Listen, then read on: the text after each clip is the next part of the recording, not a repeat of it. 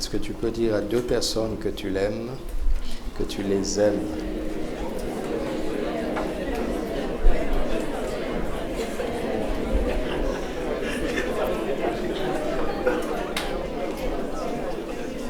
Peux-tu dire à deux personnes aussi que tu crois en lui, en eux, que tu as confiance en eux?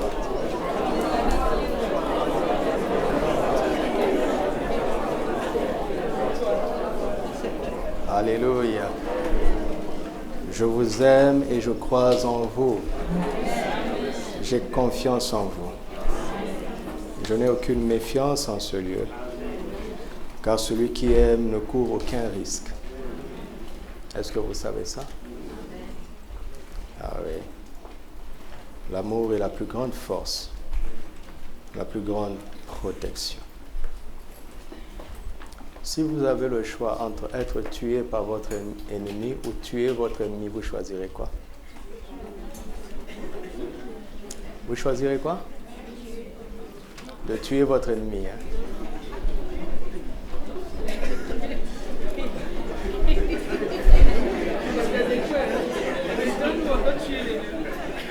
Ouais, vous réfléchissez pas à ça. Vous savez pourquoi Christ a vaincu le diable à notre place? Savez-vous pourquoi? Parce que s'il nous avait demandé de le faire, on l'aurait fait avec haine. Est-ce que vous savez ça? Si nous avions détruit le diable avec haine, nous nous retrouverions avec lui en enfer. Nous aurions une victoire, certes, mais la haine nous précipiterait en enfer avec lui. Si vous avez le choix entre tuer votre ennemi ou être tué par votre ennemi, préférez d'être tué par votre ennemi. Parce que si votre ennemi vous tue, il supprime votre existence terrestre, mais il vous précipite au ciel. Mais si vous tuez votre ennemi, vous préservez votre existence terrestre, mais vous êtes qualifié pour l'enfer. Que choisir? Quel est le meilleur choix?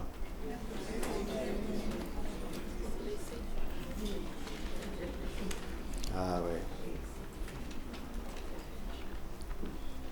C'est pour cela que ne vous vengez pas. Ne rendez pas le mal par le mal. Ne rendez pas des calomnies par des calomnies. Ne rendez pas des critiques par des critiques. Parce que celui qui critique devient ami du diable. Et Dieu, le diable s'est arrangé pour que tu le saches, afin que tu sois en colère. Pour que toi aussi tu deviennes son ami à cause de la colère alors que tu subis.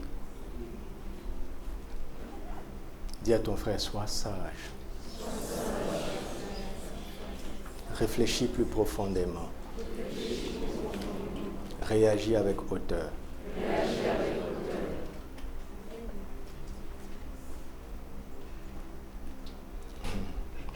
Psaume 119.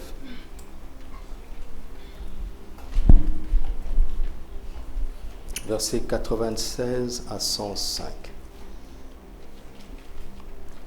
Je vois les bornes à tout ce qui est parfait.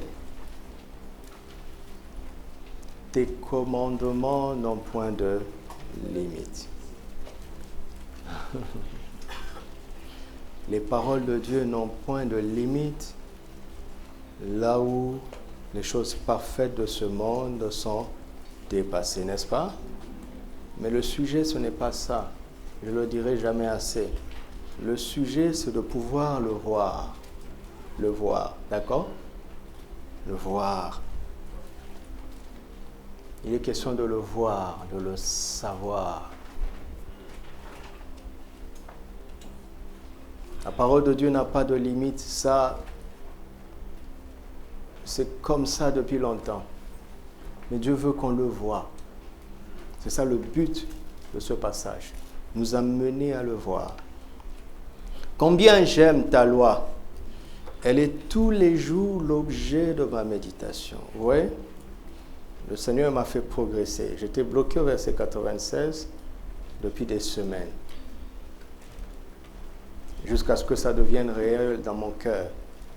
Maintenant, je peux avancer. comment arriver à voir la supériorité des paroles de Dieu face aux choses parfaites de ce monde? Le chemin est devant nous. Nous devrions méditer la parole de Dieu tout le jour. Alléluia. Mais pour pouvoir le faire, il faut aimer. Il faut aimer le livre. Si tu ne commences pas par l'amour, tu peux tenir 2 semaines. Après, tu te relâcheras. Combien j'aime ta loi, elle est tout le jour l'objet de ma méditation.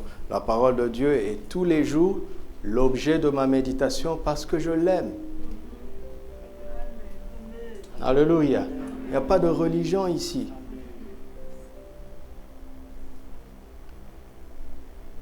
Voulez-vous que je vous pose une question? Si tu es né de nouveau aujourd'hui et que tu as fait 3 mois sans ouvrir la Bible et que tu meurs, tu iras où? Tu iras où? Au ciel. Parce que tu es un enfant de Dieu. Papa ne va pas te rejeter parce que tu n'as pas ouvert la Bible. Il ne sera pas content. Mais il ne va pas te rejeter. Tu ne seras pas un bon enfant, certes, mais enfant toujours. C'est pour nous qu'il a donné ça. C'est pour nous. C'est pour nous. 98. Tes commandements me rendent plus sage que mes ennemis. Car je les ai toujours avec moi. Vous avez vu qu'il n'a pas dit plus fort que mes ennemis. Mais plus quoi?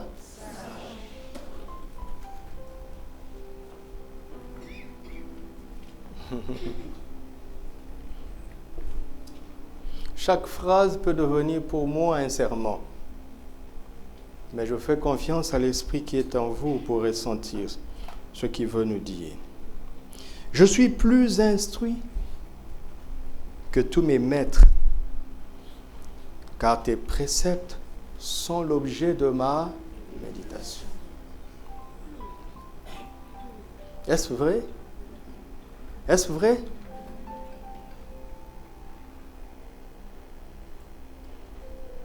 Écoute, si tu es dans un domaine où tu apprends la science, chez le meilleur des maîtres, celui qui est parfait dans ce domaine, écoute-le avec humilité. Apprends de lui, tout en apprenant en parallèle du Saint-Esprit qui enseigne toutes choses. Tu finiras par être plus instruit que ton maître. Que celui qui à la fois reçoive ça ce matin. J'ai plus d'intelligence que les vieillards. Pour quelle raison?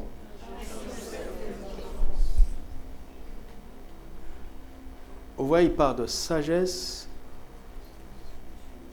envers nos ennemis, n'est-ce pas? Plus sage que nos ennemis, plus instruit que nos maîtres, plus intelligent que... Waouh! Quand tu observes les ordonnances de la parole de Dieu, la parole te fait gagner du temps. Tu absorbes d'un vieillard ce qu'il a appris pendant 70 ans. Toi, tu absorbes ça en un contact avec les Écritures et tu sors de là en ayant le même niveau que lui au minimum, au moins. Il explique comment nous dépassons les parfaits dans ce monde. Dieu veut que l'Église dépasse, supplante les parfaits de ce monde. Dieu veut que dans ton domaine, tu deviennes la tête. Par l'Esprit qui est en toi.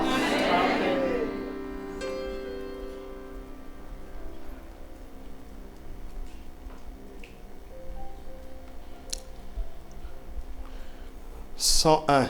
Je retiens mon pied loin de tout mauvais chemin,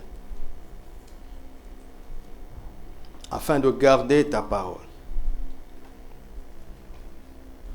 Au début, il y a la supériorité par rapport aux sages, ensuite par rapport au maître, ensuite par rapport au vieillard.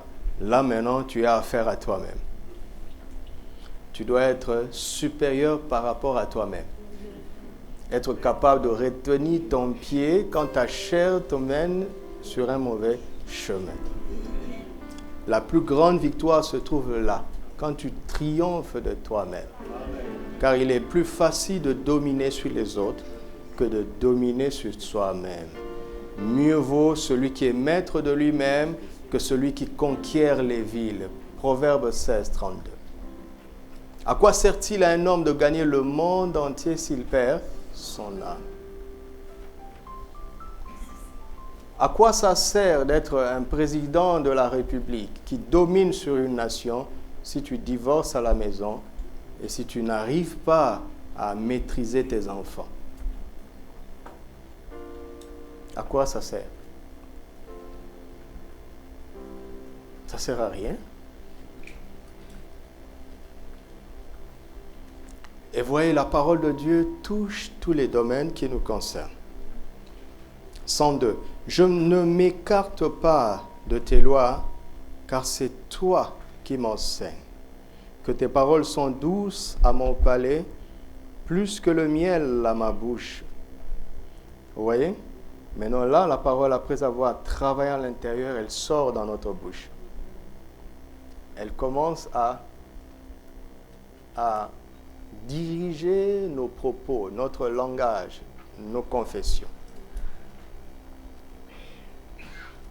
Car c'est de l'abondance du cœur que la bouche parle. 103. Que tes paroles sont douces à mon palais, plus que le miel à ma bouche. Par tes ordonnances, je deviens intelligent. Ça veut dire que jusque-là, je ne l'étais pas encore.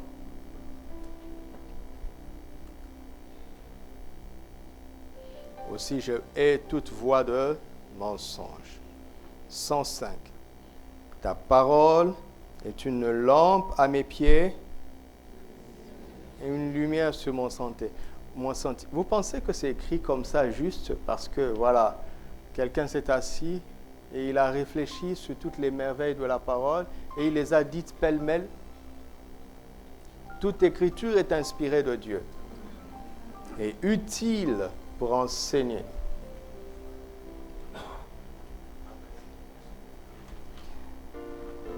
Je vois des bornes à tout ce qui est parfait. Ta parole n'a point de limite. Et elle commence à travailler en moi. Elle me donne de la sagesse au-dessus de mes adversaires. Elle me donne une instruction supérieure à mes maîtres. Elle fait quoi? Elle me donne une intelligence supérieure au vieillard. Elle me permet de me contrôler moi-même. Quand elle a fini de faire ça, alors elle sort de ma bouche. Et je commence à la parler, à la proclamer. Et en la proclamant, elle devient une lumière sur mon chemin. Toute la vie est là. Celui qui est éclairé de l'intérieur ne peut pas tâtonner à l'extérieur. La parole est la lumière de Dieu qui dépose dans ton cœur, au fond de toi, pour te transformer intérieurement. Une fois qu'il a fait, et c'est là où nous échouons le plus, tu vois que Dieu agit en toi, n'est-ce pas? Tu vois ça, n'est-ce pas? Tu vois qu'il y a une lumière au-dedans de toi. La révélation en toi, Christ est devenu clair pour toi. Le plan du salut est évident pour toi. L'assurance du salut, c'est quelque chose auquel tu ne peux plus douter. Tu n'as pas peur de l'éternité parce que tu te vois là-bas. Tu es éclairé de l'intérieur. Mais Dieu souffre de voir que tu n'es pas éclairé de l'extérieur. Des enfants de Dieu qui se trompent dans les choix de la vie. Qui ne savent pas où aller, quelle décision prendre, quel choix faire pour réussir. Ils ne savent pas, alors que la lumière est en eux. Il dit, je veux te montrer un secret pour extérioriser la lumière qui est en toi. Commence d'abord à parler. Parler cette parole. Proclame-la. Et persévère dans ta confession de foi. Interdis à ta bouche de dire le contraire de ce qui est écrit. Même quand les parfaits disent c'est impossible, interdis à ta bouche de parler comme eux. Parce que leur science est limitée. Parle autrement, parle autrement. Et en persévérant dans la confession de foi, un jour tu trouveras le chemin. Tu verras ce qu'il faut faire là où les parfaits ne savent pas quoi faire.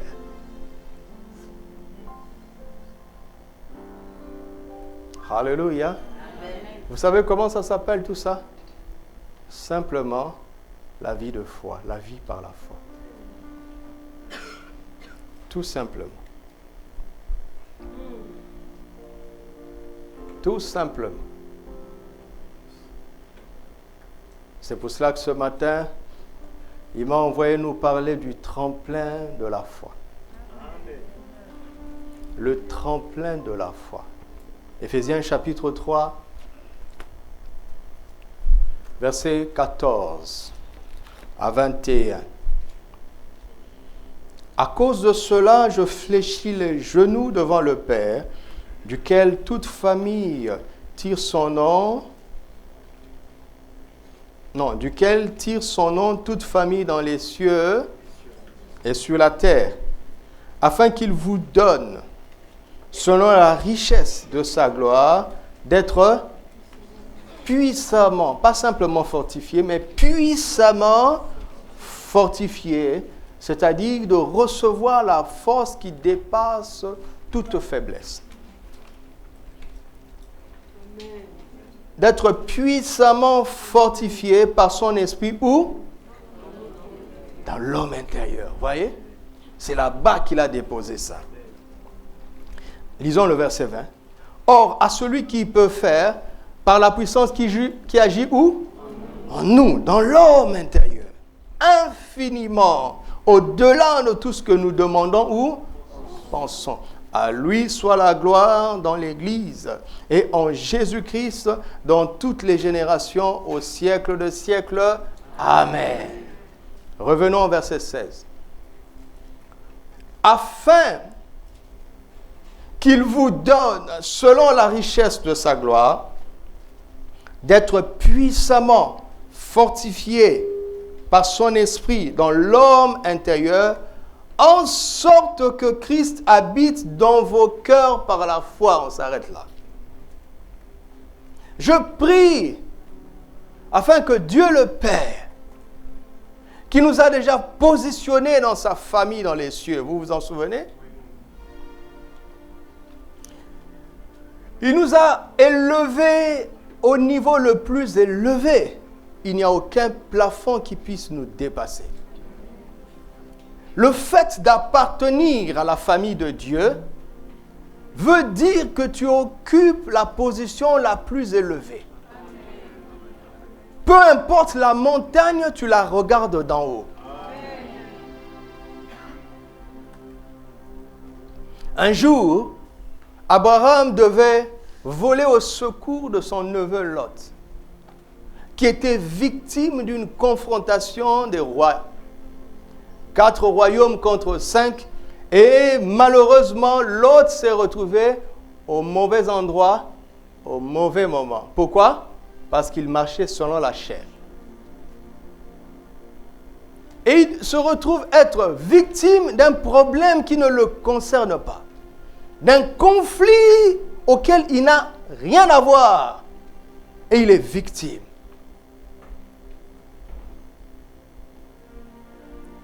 La première coalition a triomphé de la seconde coalition. Et Lot a été balayé par cette défaite. Abraham, ayant entendu ce qui est arrivé, il se prépare à voler au secours de son neveu Lot. Ce qui est étrange, la Bible dit qu'Abraham, pour aller combattre une coalition de 4 royaumes, qui a triomphé d'une coalition de 5 royaumes, donc qui a absorbé la puissance de 5 royaumes, pour combattre une armée qui a maintenant une puissance de feu de 9 royaumes, 9 armées royales, Abraham prépare sa petite armée avec seulement 300 soldats. 300. C'est de la folie. Et pourtant, Abraham va gagner. Quand il a fini de gagner, celui qui lui avait donné cette victoire est descendu sous forme de Melchisédek. Et il est venu bénir Abraham après sa victoire. Attention, toute victoire n'implique pas que tu es béni. D'accord?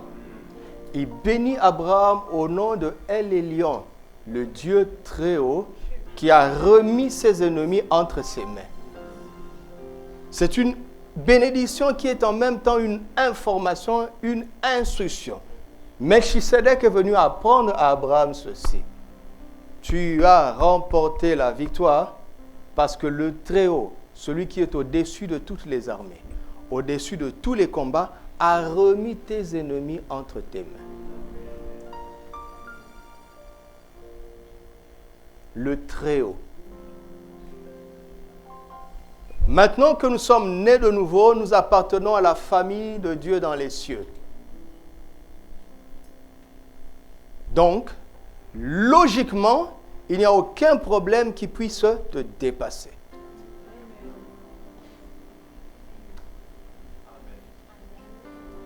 J'attends que vous receviez cela. 1 Jean 5:1 dit, tout ce qui est né de Dieu triomphe du monde. Parce que Dieu est notre Père, n'est-ce pas? Si tu es né de Dieu, c'est-à-dire Dieu devient ton Père. Et quand il a enseigné de prier, il a dit quoi? Notre Père qui est où? Donc si tu es né de celui qui est aux cieux, tu es là-bas. Et le monde est en bas. Par définition, n'importe quel problème est inférieur à un enfant de Dieu. Par définition. Oui, tu ne sais peut-être pas comment t'y prendre, mais commence par la bonne confession. Commence par la bonne confession avant de voir la lumière sur la stratégie pour remporter la victoire. En fait, on n'a pas besoin de remporter la victoire, on a juste besoin de manifester notre victoire.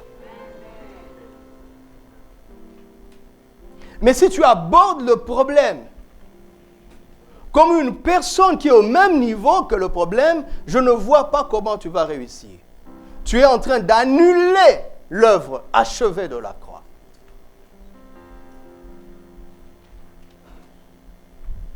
Quand tu es face à un problème, ne dis jamais « je n'y arrive pas ». Ne dis pas « c'est impossible ». Quand tu dis que c'est impossible, tu as fermé la porte. C'est toi qui as fermé la porte.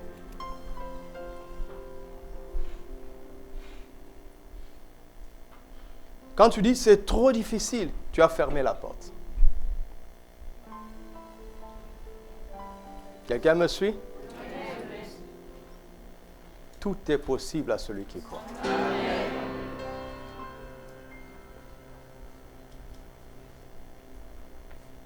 Alors, maintenant, la prière de Paul est en même temps un enseignement.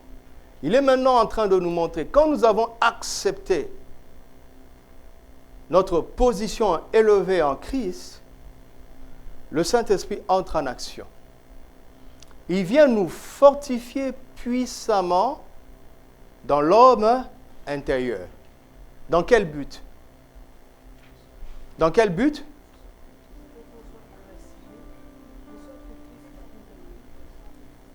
en sorte que Christ habite dans nos cœurs. Comment?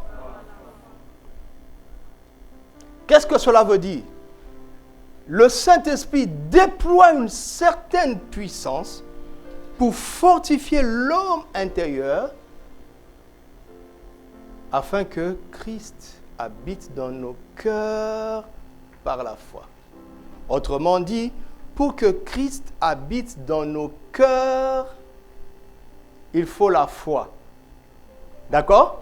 Et pour que nous ayons cette foi-là qui fait que Christ habite dans nos cœurs, il faut un travail puissant de l'Esprit qui fortifie l'homme intérieur.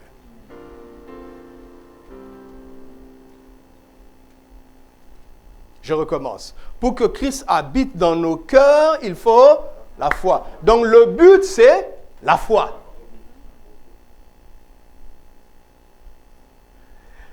Mais pour que nous ayons cette foi, il faut un travail puissant de l'Esprit dans l'homme intérieur.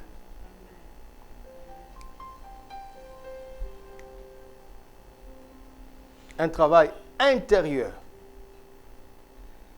où le Saint-Esprit lui-même travaille en toi sans l'aide d'aucun ministère, sans l'aide d'aucun intermédiaire, sans l'aide d'aucune réunion. Et c'est cela qui va faire que tu auras un certain niveau de foi qui fera que Christ habitera dans ton cœur. D'accord? Qu'est-ce que cela veut dire?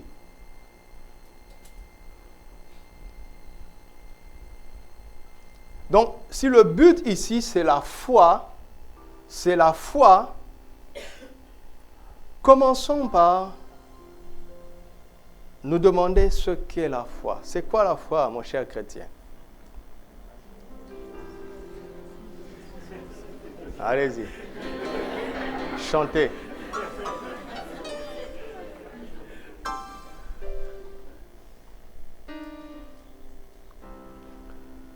Qu'est-ce qui se passe sans la foi? D'accord? Avant de définir la foi, qu'est-ce qui se passe sans la foi? Un jour, un pasteur devait bénir un mariage. Il devait apporter un serment de mariage, un homme d'un certain âge. Et ce jour-là, le Seigneur lui a mis à cœur de parler de son histoire. Et il a commencé à rendre témoignage. Il a dit ceci: il a été bien éduqué, bien préparé par ses parents. Ils ont grandi dans un environnement chrétien. Et il a aimé une fille bien éduquée qui a grandi dans le même environnement. Et ils se sont mariés très jeunes, tout allait bien. 2 ans plus tard, tout allait de travers. Ils ne se comprenaient plus, ils n'étaient d'accord sur rien. Alors c'est la bagarre qui a commencé. Des temps difficiles. Les parents les ont aidés parce que les 2 familles se connaissent, sont dans l'église, c'est des gens vraiment bien. Les parents les ont aidés. Tout ce qu'on leur disait, ils le savaient. Alors les parents se sont retirés pour que les pasteurs s'en occupent. Il dit, c'est ce qu'il raconte, il dit, tout ce qu'on me disait, je le savais. Ma femme le savait. Nous avions lu dans les livres, nous avions entendu nos parents nous instruire, nous étions préparés pour le mariage. Théoriquement, nous savions tout, mais rien ne marchait pourtant. Alors un jour, leur pasteur est venu, il lui a dit, bon, je ne sais plus quoi faire, je vous propose quelque chose. Séparez-vous un temps, allez vous reposer. Que l'un aille à l'est, l'autre aille à l'ouest. Lui, il a choisi d'aller à Singapour, depuis les États-Unis. La femme est allée dans la côte est des États-Unis. Et le pasteur raconte, c'est là où il a commencé à se rendre compte à quel point sa femme lui manquait. À quel point même les incompréhensions lui manquaient.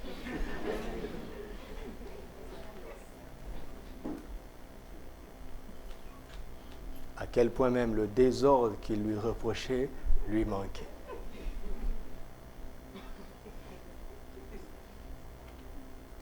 Et 3 mois plus tard, ils sont revenus ensemble et leur vie familiale a décollé jusqu'à aujourd'hui. Une petite leçon, c'est que il avait une idée, une certaine idée de ce qu'est sa femme, mais il n'avait pas une idée de ce que c'est la vie sans sa femme. J'entends ça jusqu'ici. Et parfois ça passe dans le micro. Qu'est-ce qui se passe? Réfléchissez un peu. Qu'est-ce qui se passe sans la foi? Vous avez entendu quand je vous ai dit c'est quoi la foi? Vous avez commencé à raconter, non? Bla bla bla bla bla bla. Une femme assurant des choses. Qu'est-ce qui se passe quand il n'y a pas la foi? On va aller dans cette direction-là. Si tu prenais congé de la foi pendant une semaine, si le Saint-Esprit a enlevé le don, vous savez que la foi est un don. Cela ne vient pas de nous. C'est un don de Dieu. Éphésiens 2:8. La foi que tu as ne vient pas de toi. Qu'est-ce qui va se passer si Dieu enlève ça? Pour un temps. Pour que tu réalises. Qu'est-ce qui va se passer?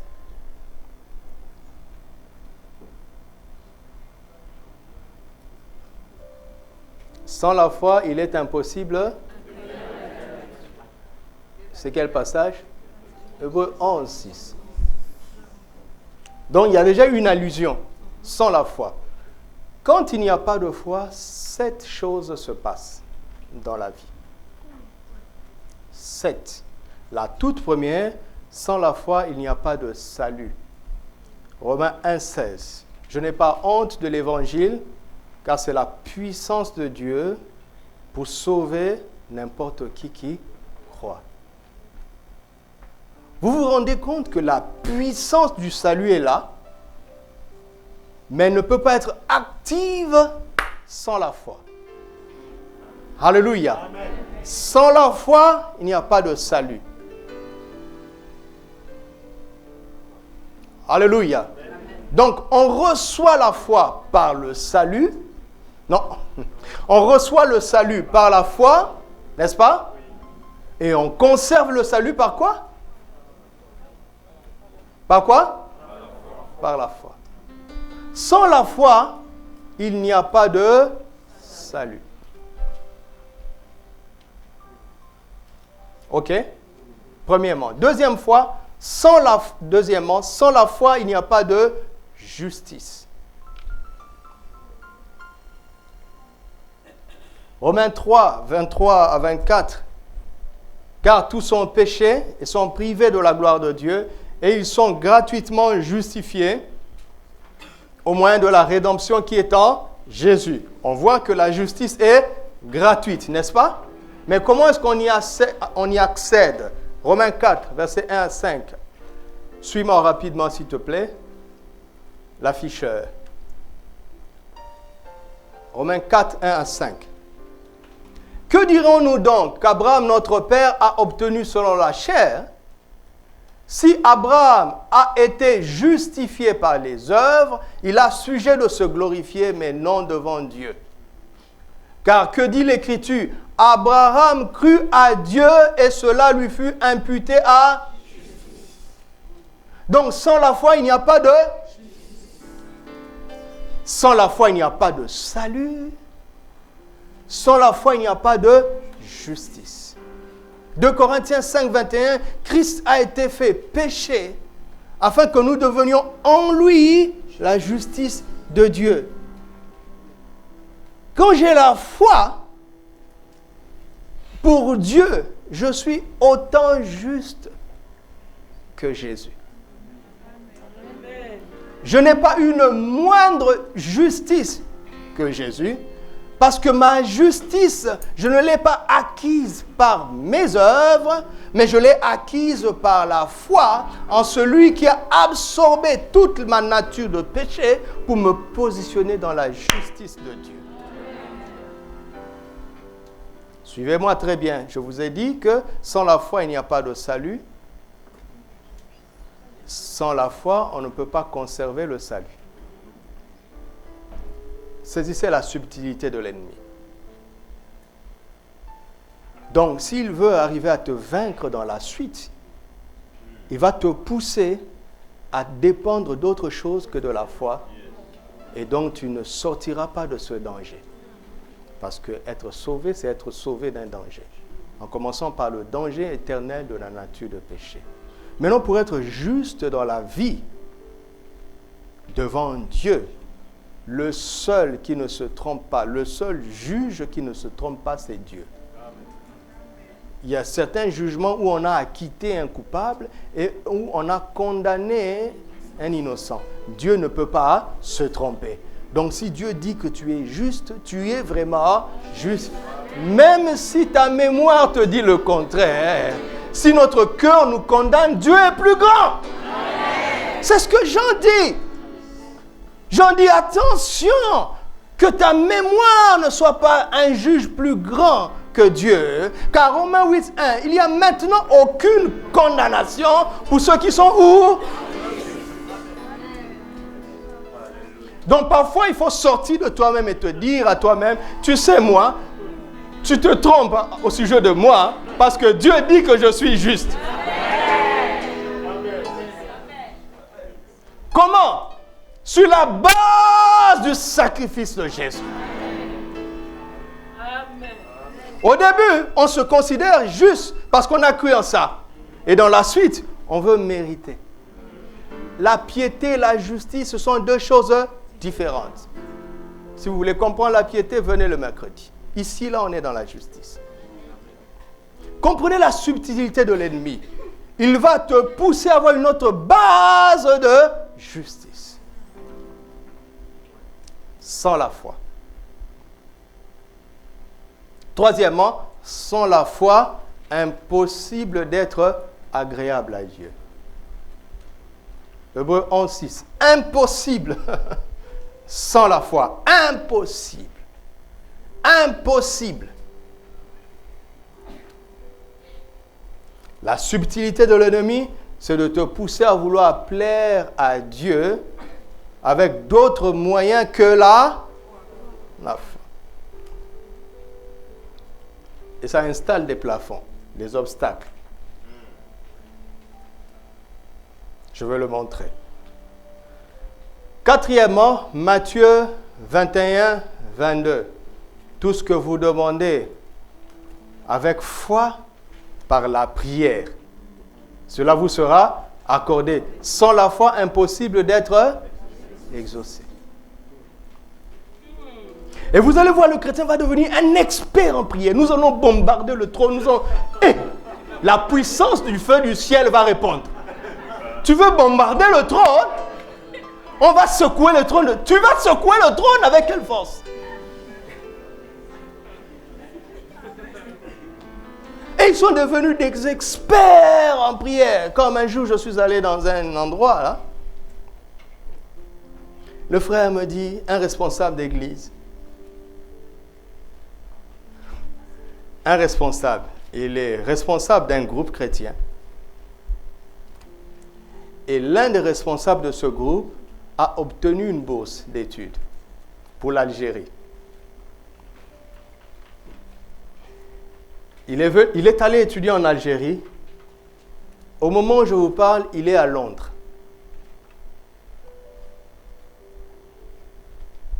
Quelques années plus tard, il décide d'épouser une sœur qu'il avait laissée dans leur groupe.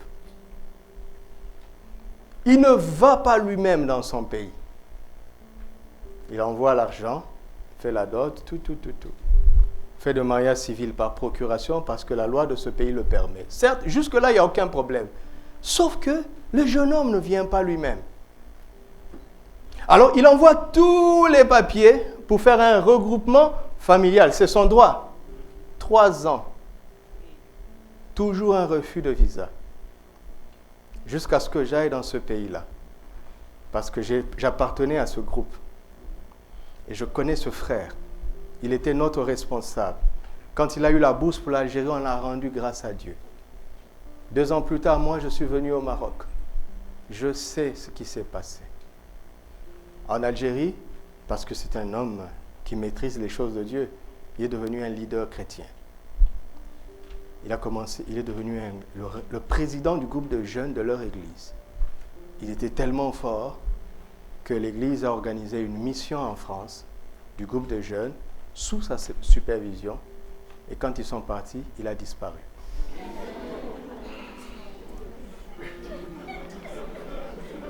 Maintenant, il est à Londres comme un sans-papier. Moi, ici, je connais. Je rentre. Maintenant, j'ai envie de dire aux parents, comment vous avez fait pour donner votre fils à un monsieur qui ne se permet même pas de venir? Mais je sais, ils vont répondre, mais on connaît ce frère-là, c'est un pasteur. Bon, c'est pas grave. Parfois, on peut le permettre. Ils reviendront plus tard. Maintenant, leur responsable a commencé à me dire, mais je ne comprends pas l'histoire de la sœur. On prie, on prie, on prie. On lui refuse toujours le visa. On prie, on jeûne, on prie. Je lui ai dit, mais mon frère, toi en tant que responsable, tu dois raisonner un peu.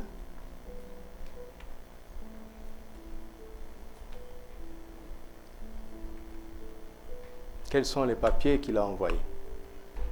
Bon, bref, c'est un réfugié. Comment est-ce qu'il a fait pour devenir réfugié? Nous savons qu'il n'avait aucun danger politique. C'était notre responsable d'église, un expert dans la prière. Et donc, les gens pensent que c'est à force de prier que Dieu va agir. Vous connaissez la parabole du juge inique? Ils étaient ici en disant que Jésus a dit encore cette parabole, leur disant qu'il faut toujours prier, ne point se relâcher. Luc 18 à partir du verset. Mais le juge était inique. C'était un système injuste.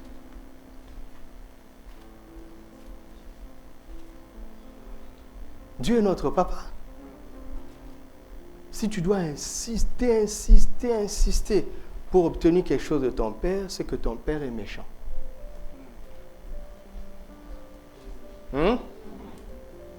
Le problème, c'est que parfois on enlève la foi de la prière et on la remplace par l'abondance de paroles. Alors on commence à prier comme les pharisiens qui s'imaginent que c'est à force de paroles qu'ils seront. On a enseigné ça ici, non? Sans la foi, impossible d'être exaucé. Premièrement, sans la foi, impossible d'être sauvé. Deuxièmement, sans la foi, impossible d'être juste. Troisièmement, sans la foi, impossible d'être. Quatrièmement, sans la foi, impossible d'être exaucé. Cinquièmement, sans la foi, impossible de quoi? Hébreux 10, 38. Mon juste vivra par. Sans la foi, impossible de vivre. C'est pour ça que tu luttes beaucoup. Parce que tu as enlevé l'élément essentiel de la vie du juste sur terre, la foi, et tu l'as remplacé par ta sueur. Tu es retombé sous la malédiction entre guillemets d'Adam. Dieu a dit à Adam, l'homme déchu, c'est à la sueur de ton front. La nouvelle création a une autre promesse.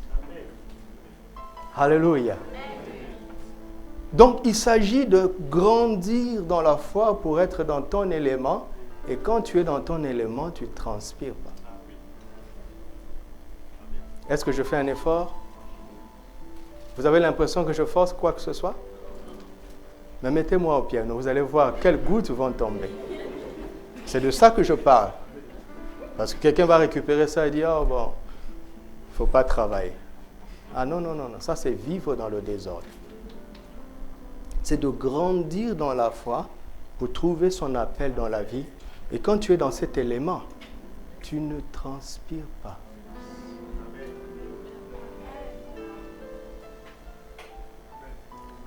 Et parce que tu agis dans ton élément, tu vis normalement. Les miracles t'accompagnent. Sixièmement, sans la foi, impossible de triompher du monde. 1 Jean 5, 4. Tout ce qui est né de Dieu triomphe du monde, verset 1 et verset 4. Et la victoire qui triomphe du monde, c'est quoi? C'est notre foi, mes amis. Vous vous rendez compte qu'un chrétien a le salut, il est justifié, il plaît à Dieu parce qu'il a cru en Jésus. Et parfois, il est exaucé dans le temps où il demande par la foi, mais il peut croupir dans la vie parce qu'il ne sait pas vivre par la foi. Et il peut subir le système du monde juste parce qu'il n'a pas la foi.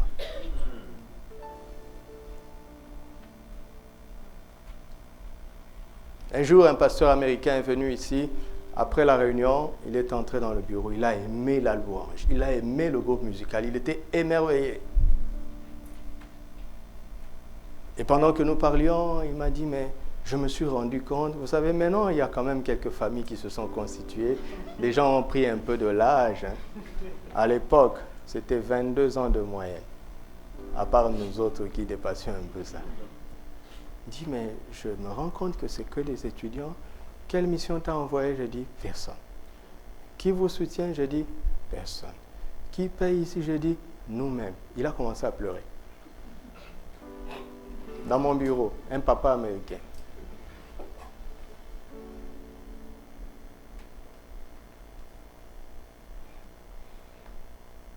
Et un autre est venu me voir, il m'a dit, nous avons l'argent, mais nous ne trouvons pas de local. Vous n'avez pas d'argent, mais vous avez trouvé. Pourquoi? Nous sommes dans un pays qui a un système. Ce n'est pas avec l'argent que tu triomphes du système.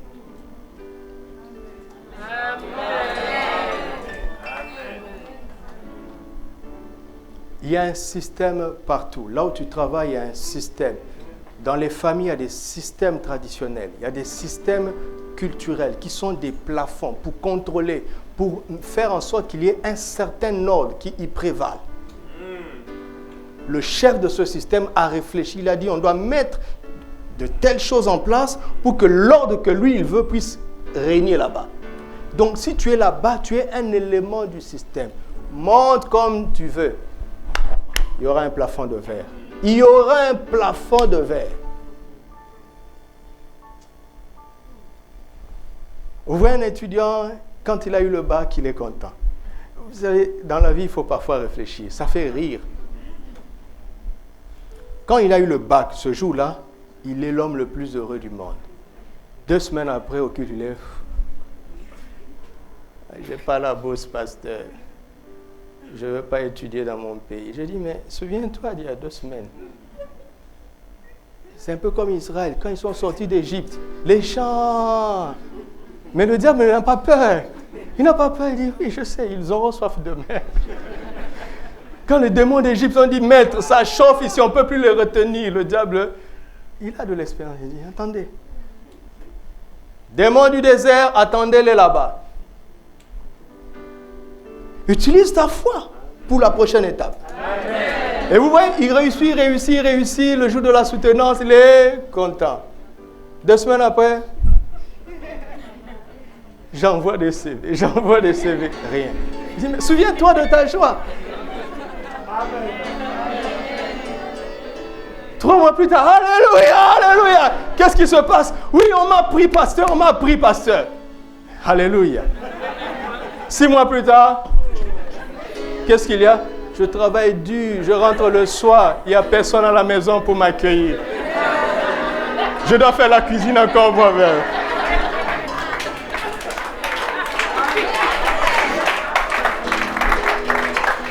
Et ainsi de suite. Et écoutez-moi, dans le boulot où vous êtes, il y a un niveau. Quand tu vas atteindre ce niveau-là, tu ne passes plus. Tu as 8 000 de salaire, après 12 000, après 20 000, après 30 000, après 35 000, statu quo. Mais jusque-là, ce n'est pas grave. Les enfants sont à l'école maternelle. Et ils grandissent. Ton salaire est là. Les besoins grandissent, ton salaire est là. Après, ça commence à faire boum, boum, boum, boum, boum. Le système est là. Ils postulent pour la green card. Ils font l'immigration au Canada. C'est pour aller faire de sales boulots là-bas.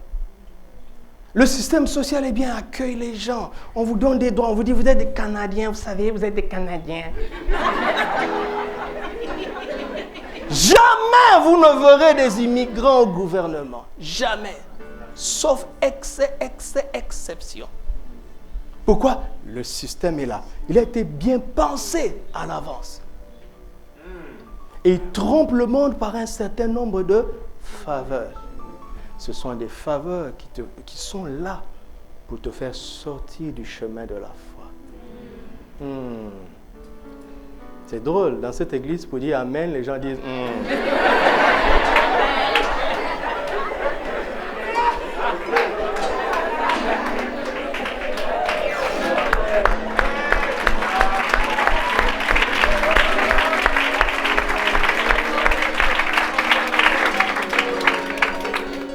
Nous sommes des esprits de juste, n'est-ce pas?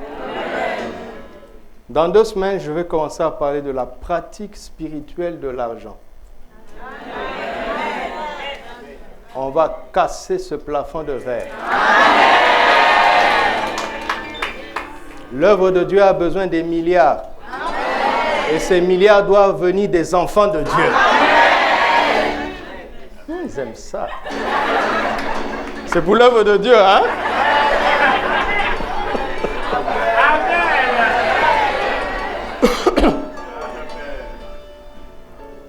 Il faut arriver à comprendre.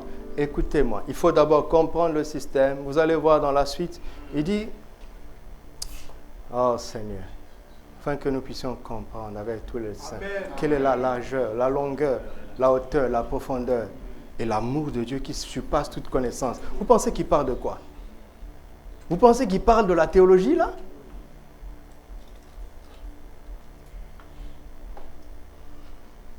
Pendant que je vous parle, l'électricité traverse mon corps là. Là, l'électricité est en train de traverser mon corps. Le système est bloqué, il est figé. Il y a des esprits qui contrôlent la longueur, la largeur, la hauteur, la profondeur. Pourquoi il dit, mais nous avons cette assurance que ni la hauteur, ni la profondeur ne pourront nous séparer de l'amour de Dieu. Pourquoi il dit ça? Parce que la hauteur et la profondeur sont là pour te séparer de l'amour de Dieu. Mais lui, il nous donne un amour qui surpasse toute connaissance. C'est-à-dire une clé que la hauteur ne connaît pas. Une clé que la profondeur ne connaît pas. Et puis tu sors du système, on dit, mais d'où vient-il? D'où vient-il? Où est-ce qu'il a appris ça? C'est par la foi.